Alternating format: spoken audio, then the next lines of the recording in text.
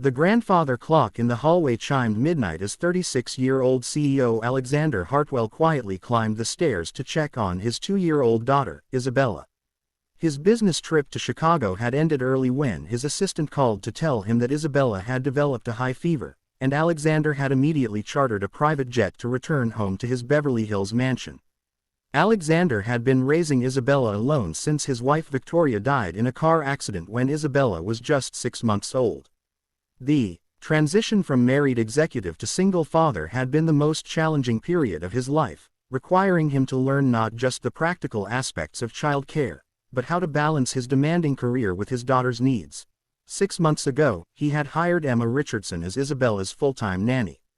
At 26, Emma was a registered nurse who had decided to focus on private child care after working in pediatric hospitals for 3 years.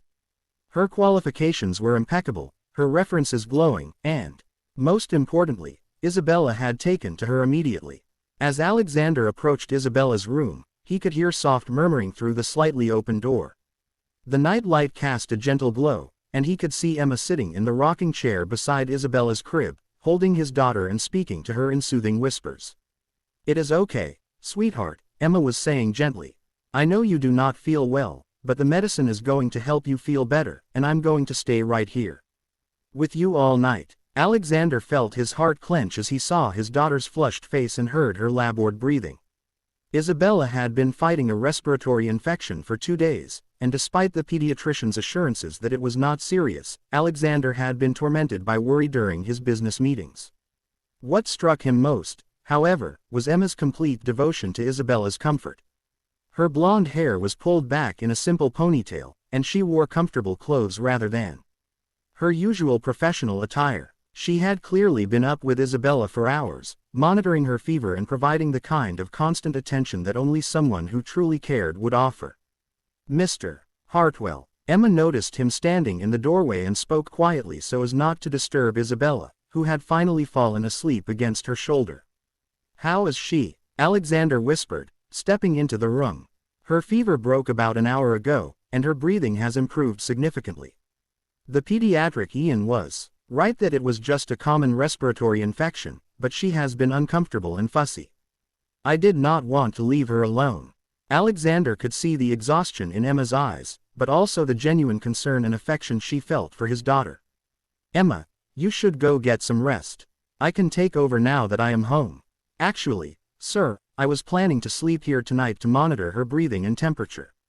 The doctor said the next 12 hours are important for making sure she continues to improve." Alexander looked around the pink-decorated nursery, noting that there was no comfortable place for Emma to sleep except for the rocking chair. "Where exactly were you planning to sleep?" Emma gestured toward the floor beside Isabella's crib, where Alexander now noticed she had arranged several pillows and a small blanket. "I brought some things from my room. I will be perfectly comfortable, and I will be able to hear immediately if Isabella needs anything." Alexander felt a mixture of gratitude and concern wash over him. Here was a woman who was willing to spend the night on a hardwood floor to ensure his daughter received the best possible care during her illness. "Emma, that is incredibly dedicated of you, but I cannot ask you to sleep on the floor." "You are not asking, sir. I am choosing to do this because Isabella needs someone to watch over her tonight, and I want to make sure she gets the care she deserves." Alexander stood quietly for a moment, watching Emma gently rock his sleeping daughter. The scene reminded him powerfully of the nights when Victoria had stayed up with Isabella during her early months, providing the kind of tireless maternal care that he had feared his daughter would never receive again. "Emma," Alexander said softly, "I want you to put Isabella in her crib and go get a good night's sleep in your own bed." Emma looked confused and slightly worried. "Sir, I really think someone should stay with her tonight. Her breathing is much better, but young children can take turns for the worse quickly with respiratory infections." "You are absolutely right. Someone should stay with her tonight.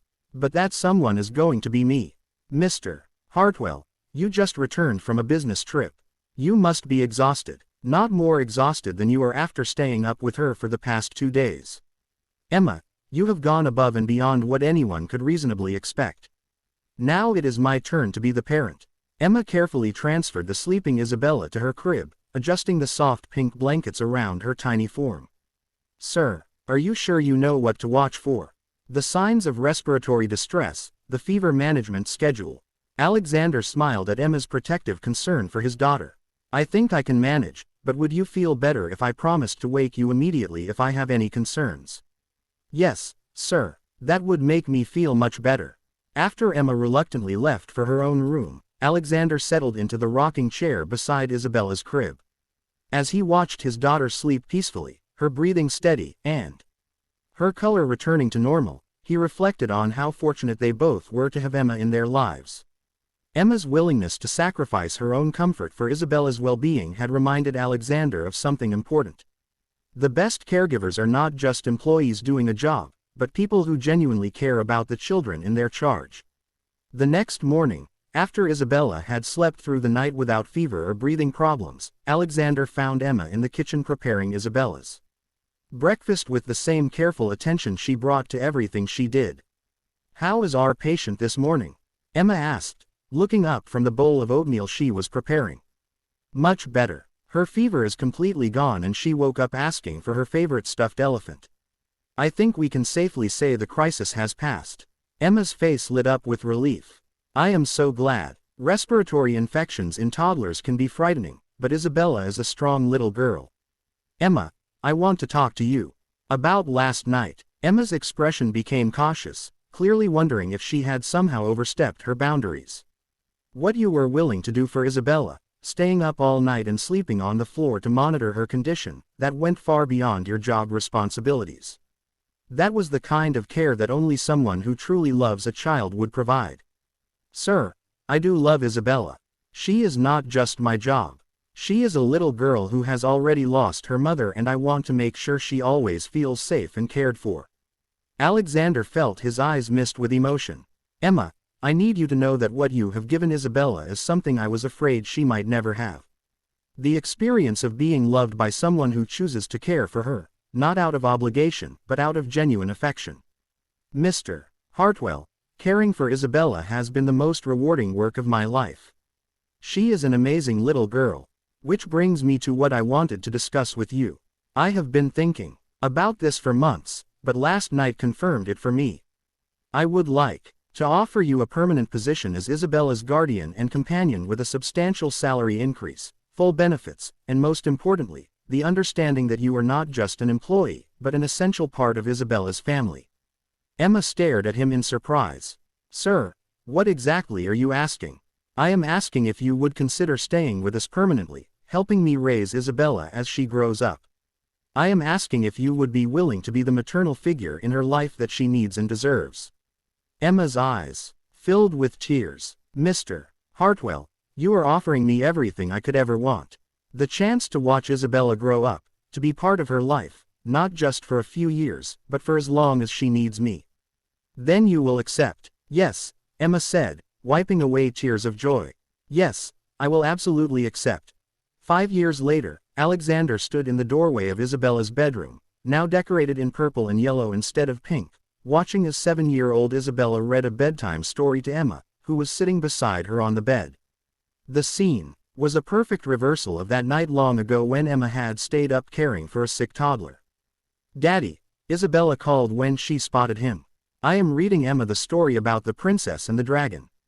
Emma says I am getting really good at the big words." "She is an excellent reader," Emma confirmed, smiling at Isabella with the same love and pride she had shown since that first night on the floor.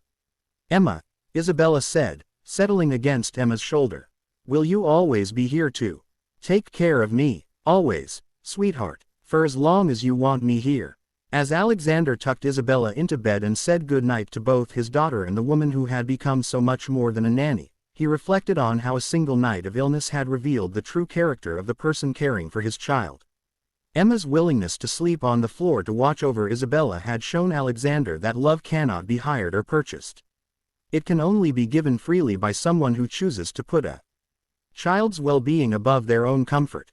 The millionaire who had worried about finding adequate care for his motherless daughter had discovered that the most valuable thing money could buy was not luxury or convenience, but the opportunity to recognize and support someone who already possessed the most important qualification for caring for children, a heart willing to love them unconditionally. Sometimes the most shocking thing a wealthy person can do is not to display their power or generosity, but simply to recognize and honor the love that already exists in their home and to ensure that it is protected and cherished for years to